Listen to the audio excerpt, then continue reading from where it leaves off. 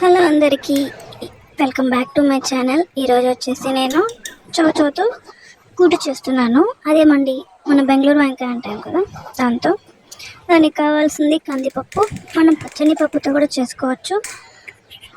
ఎందుకంటే నేను కొంచెంగా పప్పు తీసుకున్నాను కాబట్టి చిన్న ఆనియన్, చిన్న టమాటో, కొంచెం పసుపు వేసి కుక్కర్లో కారం వేసి అన్నీ ఒకటిగా పెట్టి ఒక 2 విజిల్ పెట్టి మనం తీసేయాలి.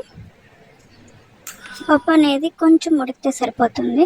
ఆ తర్వాత ఈ కాయ చిన్న చిన్న ముక్కలుగా కట్ చేసి పెట్టుకొని దాన్ని తీసుకొని అందులో వేసుకోవాలి.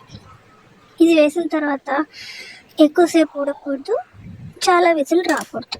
ఒక్క విజిల్ వచ్చిందంటే మనకి బాగా ఉడికిపోతుంది. సో అందులోనే మనం కొద్దిగా సాల్ట్ వేసుకోవాలి. నాకైతే కారం సరిపోలేదని మళ్ళీ ఇంకొంచెం వేసుకున్నాను. ఆ క్లిప్ అయితే మిస్ అయింది.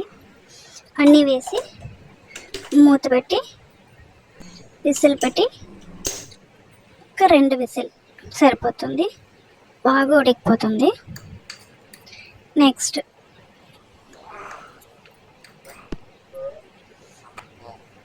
సేమ్ అదే కుక్కర్ పెట్టి ఆయిల్ వేసుకొని కొద్దిగా ఆవాలు, జీలకర్ర, కొంచెం కరివేపాకు.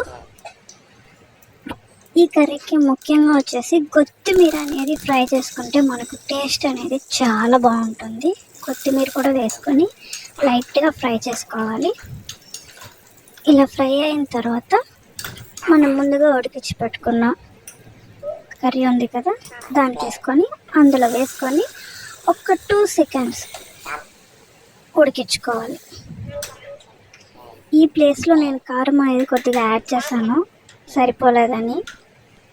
ఆ క్లిప్ అయితే మిస్ అయిందండి.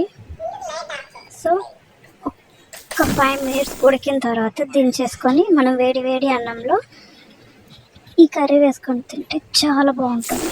Please like and subscribe.